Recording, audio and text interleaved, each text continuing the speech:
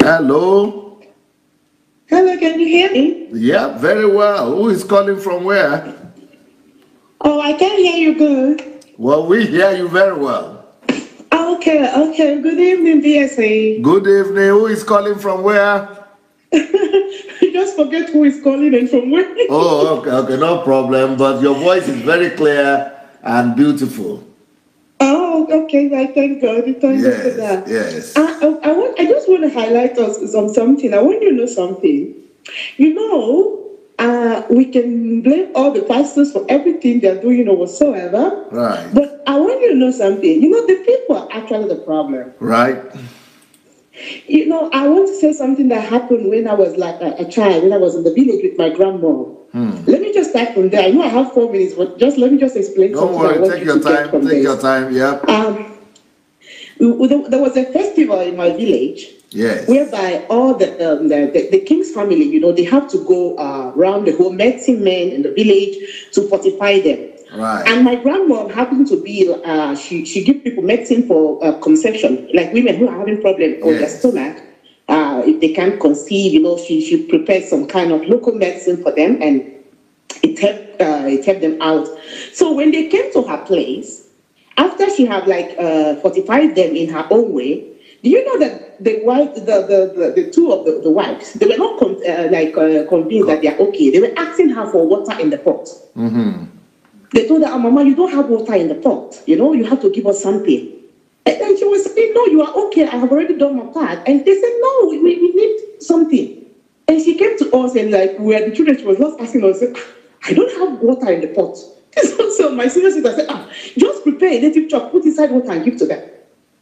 You needed to see how they carried that water. It was like it is their God. Wow. They believed on that water more than the prayer she did for them. All the prayer she did for them, they were not satisfied with it. That water that she gave them was like the God, and they were so, you need to see how they were putting it in the bag. You know, like seriously, nobody should touch that water. So the same thing, I was trying to convince my grandma. Do you know that those gods that you are worshiping, they don't really have power? They are not the one making people to conceive. Yeah. Because I actually brought the herbs back to Europe, and all those herbs she was using, you know, really, those herbs can really help you with your womb and cool if you have hot story, like the stomach is hot. It can really help because the doctors now, you know, they are on lab, testing all these herbs to see if they really actually work. Yeah. So I was now trying to let her know that those herbs actually work. It's not the whatsoever God that you're serving. You just have to give your life to Jesus. So now that I am ministering, you know, I'm a minister now. And I remember they just invited me to a church. That's why I don't want to call my name, because they just invited me to a church, and I just came back from there. Yes. What happened was, and when after praying for people, you know, the pastor was asking me, "Oh, you didn't come with materials? What kind of materials did you come with?" I said, "Oh, I only came with books." And nobody wanted to buy books. Wow. And the pastor, they want handkerchief and oil and water. Yeah, I didn't come with handkerchief. I didn't come with water. So the pastor said, "You know what? We are going to organize some olive oil where you are going to pray on it." I said, "But I don't. They didn't teach me this way, so I don't know how to pray on olive oil." Or he said, "No, you have to do, because you know, because I found out that everywhere I'm marching, when I step to the altar, I see people coming with their hand to clean the ground." So I was like asking the pastor, "Why are they doing that?" Wow. And this is Europe. I just came back from Spain, you know. So I was asking, "Why are they doing that?" He told me, "Yeah, you know, they are tapping from the anointing." I said, "Okay." Wow. So I was like, "Okay, I give God glory." But what the pastor do to me is that, "Okay, you know what? I'm going to get some olive oil. You're going to pray on that. And we are going to give it to the members." Okay. And I said, "Okay, then it's free." He told me, "Oh, if you say it's free, they're not going to value it." Wow. So the ones that are already open, we're going to sell it for 20 euros. And the ones that are on the bigger bottle, on like a gold mouth, you know, is going to be on 100 euros. Did you know that nobody buy the one for 20 euros? They were only buying that one for the 100 euros. And they believe that all the prayers I was like, they are not interested. They are just interested on me giving them that oil. Wow. And one of the oil that I just took, you know, like the one that I had and prayed on, I'm telling you, the pastor made 5,000 euros from that. Deception. And he just called me and said, oh, you know what? Do you know that oil that you had in the hand, a brother was asking for it, and I told him, no, you have to pay 5,000 euros to get it. He actually paid 5,000 euros today. So you see, the pastors are actually, you know, like, okay, now, how do I say it? It's like an eye-opener for me, because I was not doing this in my own ministry, you know. I was not like giving oil or anything. I just pray normal and teach, you know. In my ministry, like you say, we don't collect tithes. So if you I actually encourage people to pay tithes, you know, like to give to the orphans. We don't collect tithes, we only collect offerings, you know. So if but you now, when I came back now, you see, the how I see it, I have another, it looked like as if like, you know, I was doing the opposite of what everybody knows how to do. So you said it's not that the pastors per se, 100%, I would say, it's the people. Because I remember people coming to the office and the pastor telling me, these are my confidentials, these are my people, you know, you have to lay hands on them, you have to pray for them. They are all having one handkerchief, some are coming with powder, you know, oh, please pray on this for me. You know, some are coming with water, you know, bring.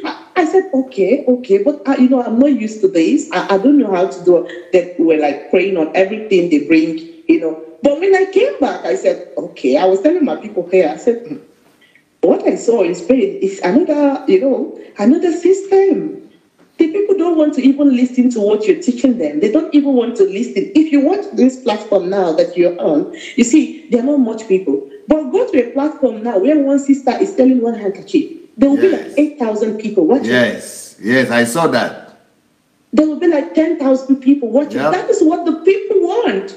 Yep. Well, so that is why I decided to share that, like from the people that don't believe in God. This is the system that we are in. Nigerians, they believe in, I don't know how to say it, in something they can hold in their hand, you know. Just like how the Catholic Church came, you know, the Catholic Church saw that these people, they cannot really believe it, you know, when they don't see statues on everything. That's when they started making statues of people. And people believe in all these statues, in all these things they can hold in their hand. When you give them book, they're not interested in reading them. Well, you know, that's why there is supposed to be leadership in church. And leadership is what's supposed to teach people how to believe and how to do things right. So it is not the sheep that is supposed to be leading the shepherd. Shepherd is supposed to direct and instruct the sheep.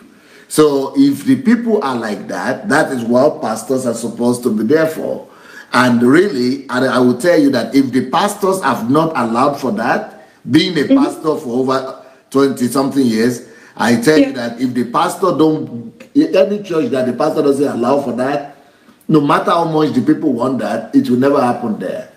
But because the pastors have consented to it and they are not teaching them otherwise, they are rather encouraging it. That's why people are like that. And if you had been greedy, it would have been easier for you to say, oh, since this is what is selling and I'm not doing what everybody is doing, I'll go and do the same thing. And it is that greed of pastors that is now making the evil to spread.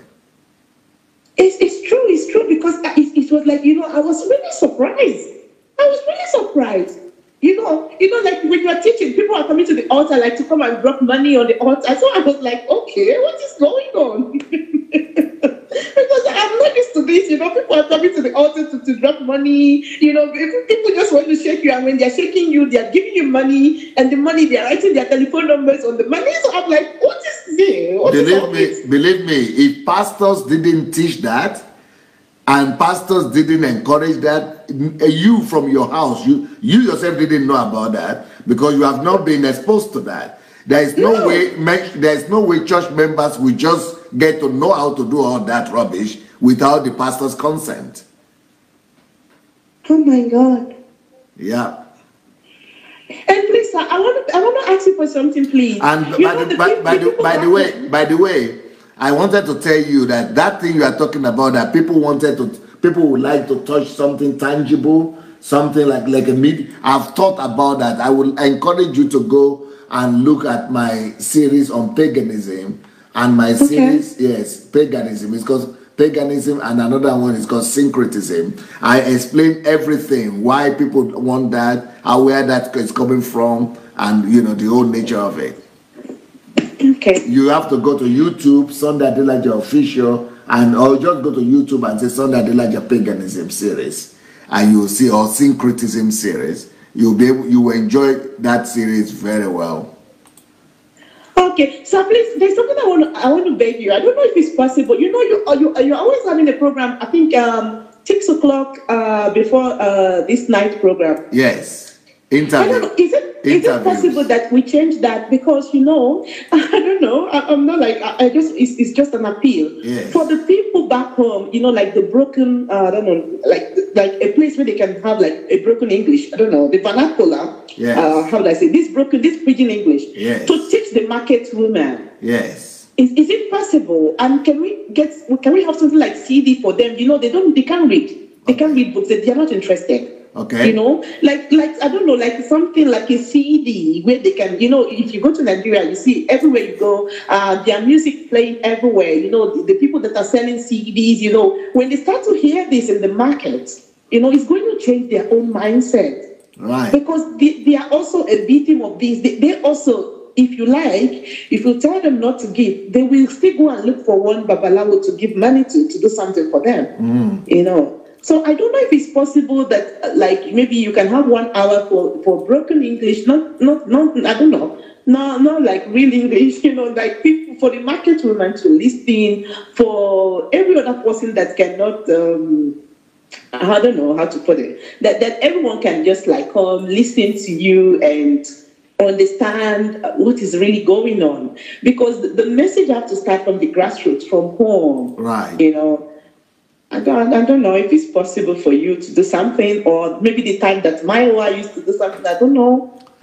No, good idea. I understand where you're coming from. We actually have this CD distribution all over Nigeria, but not in CD yet. I only give people the go-ahead to go and do the translation to local languages in Nigeria and to Pidgin. That will give people, you know, the permission to go and do that. But I don't speak Pidgin anymore. I forgot it.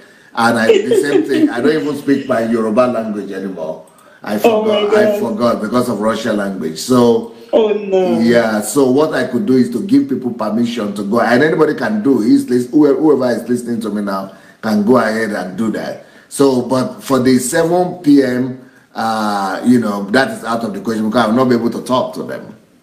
Okay. But we are distributing CDs for free in Nigeria. Anybody who is interested in that, go look for Edwin Amimi on Facebook. Edwin Amimi. Okay. He is the one representing us and distributing all the CDs for free in Nigeria.